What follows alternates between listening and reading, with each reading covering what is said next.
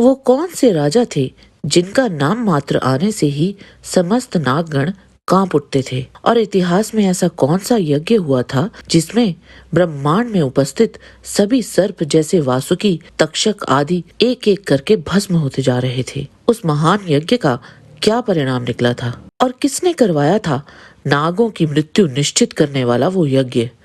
इस वृतांत को जानना हर एक सनातनी के लिए अति आवश्यक है। इसीलिए इस वीडियो को अंत तक अवश्य देखें। पांडवों के महाप्रस्थान के पश्चात राजा परीक्षित को राज्य की बागडोर सौंप दी गई। राजा परीक्षित ने 60 वर्षों तक देश पर शासन किया।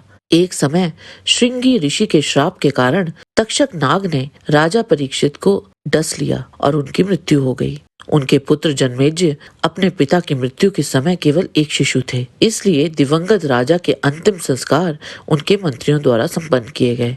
इसके पश्चात शुभ मुहूर्त में जन्मेजय का राज्याभिषेक किया गया। अल्प समय में ही उन्होंने राज्य संचालन की कला में निपुणता प्राप्त कर ली थी। धनुर्विद्या उन्हें कृपाचार्य ने सिखाई। शीघ्र ही उन्होंने एक कुशल प्रशासक के रूप में ख्याति अर्जित की। समय आने पर उनका विवाह भी संपन्न हुआ। एक दिन जन्मेजय के साथ वार्तालाप के दौरान ऋषि उतंक ने उन्हें उनके पिता की मृत्यु की परिस्थितियों का विस्तार से वर्णन किया। तभी जन्मेजय को राजा परीक्षित की मृत्यु का वास्तविक कारण समझ में आया। इस जानकारी ने उनके हृदय में न केवल सर्पों के प्रति बल्कि पूरे नाग वंश के प्रति तीव्र प्रतिशोध की भावना प्रज्वलित कर दी। तत्पश्चात राजा सर्प यज्ञ करने की प्रतिज्ञा पर आरूढ़ हो गए। राजा जन्मेजय ने उस समय पुरोहित तथा ऋत्विजों को बुलाकर उनसे कहा, ब्राह्मणों, जिस दुरात्मा तक्षक ने मेरे पिता की हत्या की है उससे मैं उसी प्रकार का बदला लेना चाहता हूँ। इसके लिए मुझे क्या करना चाहिए? ऐसा उपाय बताएं जिससे मैं तक्षक नाग को उसके बंधु बांधवों के सहित जलती हुई आग में झोंक सकूं।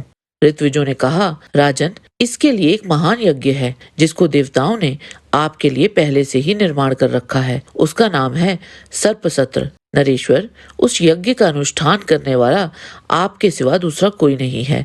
तब राजा ने विधि पूर्वक एक यज्ञ मंडप बनवाया। उस यज्ञ मंडप का निर्माण कराकर ऋत्विजों ने सर्प यज्ञ की सिद्धि के लिए उस समय राजा जन्मेजय को दीक्षा दी। तदंतर सर्प यज्ञ की विधि से कार्य संपन्न हुआ। सब याजक विधि पूर्वक प्रज्वलित अग्नि में होम करने लगे। वे समस्त सर्पों के हृदय में कंपकपी पैदा करते हुए उनके नाम ले लेकर उन सबका वहां आग के मुख में होम करने लगे।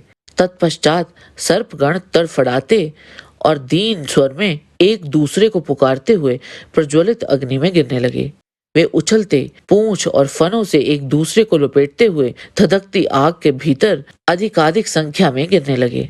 विद्वान ब्राह्मण कौत्स, वेदव्यास, श्वेतकेतु, पिंगल, असित, देवल, नारद, वात्स्य, जप, शुट्शवा आदि अन्य बहुत से वेद विद्या के पारंगत ब्राह्मण जन्मेजय के उस सर्प यज्ञ में सदस्य बने थे। निरंतर जलने वाले सर्पों की तीखी दुर्गंध चारों ओर फैल रही थी। नागराज तक्षक ने जब सुना कि राजा जन्मेजय ने सर्प यज्ञ की दीक्षा ली है, तब यह बात सुनते ही उसने देवराज इंद्र की शरण ले ली। उधर नाग निरंतर उस यज्ञ की आग में आहुति बनते जा रहे थे।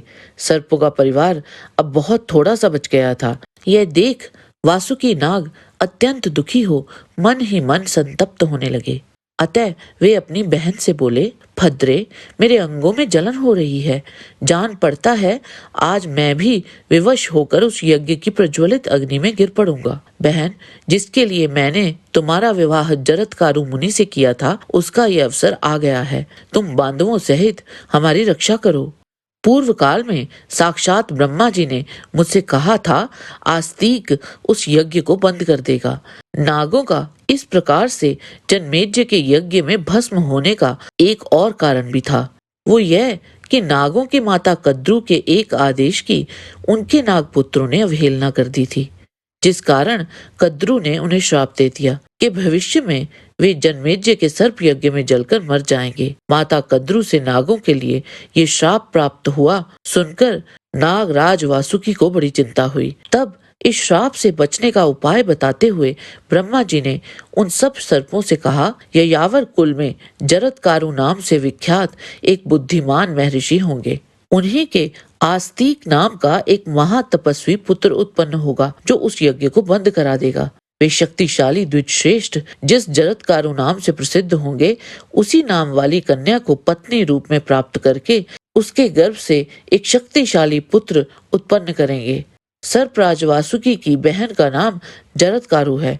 उसी के गर्भ से वह पुत्र उत्पन्न होगा जो नागों को श्राप से छुड़वाएगा। तदंतर नाग कन्या जरत्कारु ने अपने पुत्र आस्तिक को बुलाया और उनसे बोली, बेटा, मेरे भैया ने एक निमित्त को लेकर तुम्हारे पिता के साथ मेरा विवाह किया था। उसकी पूर्ति का यही उपयुक्त अवसर प्राप्त हुआ है। अतः तुम यथावत रूप से उस उद्देश्य की पूर्ति करो। तदंतर नागराज वासुकी के भयंकर चिंता ज्वर को दूर कर द्विजश्रेष्ठ आस्तिक बड़ी उतावली के साथ राजा जन्मेजय के उस सर्प यज्ञ में गए। यज्ञ स्थल में पहुंचकर सर्वप्रथम आस्तिक जी ने जन्मेजय की स्तुति गाई। आस्तिक के इस प्रकार स्तुति करने से राजा जन्मेजय ने उन्हें वर देना चाहा, किंतु वर देने से पहले ही उतंक मुनि बोल उठे, हमारे इस यज्ञ कर्म में तक्षक नाग तो अभी आया ही नहीं।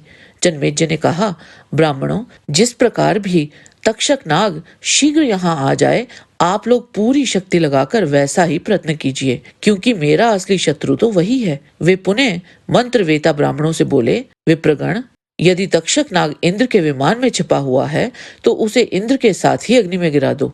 राजा जन्मेजय के द्वारा इस प्रकार तक्षक की आहुति के लिए प्रेरित हो ऋषियों ने इंद्र के समीपवर्ती तक्षक नाग का अग्नि में आवाहन किया। उसके नाम की आहुति डाली। यज्ञ के ऋत्विजों ने लंबे समय तक तक्षक को बुलाया, परंतु वह नहीं आया। उसकी अनुपस्थिति से क्रोधित होकर उतंक मुनि ने अपनी दिव्य दृष्टि से तक्षक को खोजा और पाया कि वह इंद्र के सिंहासन पर उनके साथ बैठा हुआ है, जिन्होंने तक्षक को शरण दी थी। इंद्र की इस चुनौती ने मुनि उतंक के क्रोध को और अधिक भड़का दिया और उन्होंने देवराज इंद्र, तक्षक और इंद्र के सिंहासन को भी आहुति के लिए बुला लिया, ताकि वे सभी अग्नि में आकर जल जाएं। और वे सब आ ही गए। कुछ ही क्षणों में वे सब राख में परिवर्तित हो जाते।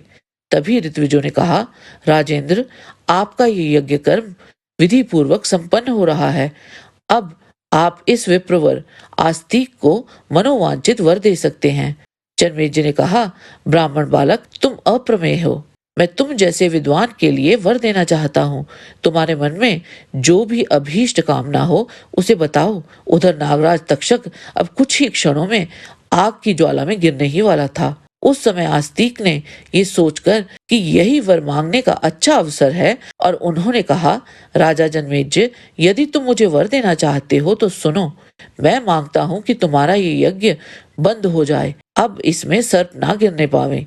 तब संपूर्ण वेद वेता सभासदों ने एक साथ संगठित होकर राजा से कहा, ब्राह्मण को स्वीकार किया हुआ वर मिलना ही चाहिए। तदंतर सभासदों के द्वारा बार बार प्रेरित करने पर राजा जन्मेजय ने ये बात कही, अच्छा, आस्तिक ने जैसा कहा है वही हो, यह यज्ञ कर्म समाप्त किया जाए। तब वहां यज्ञ से बचे हुए नागों ने आस्तिक जी से कहा, विद्वान, आज हम तुम्हारा कौन सा प्रिय कार्य करें?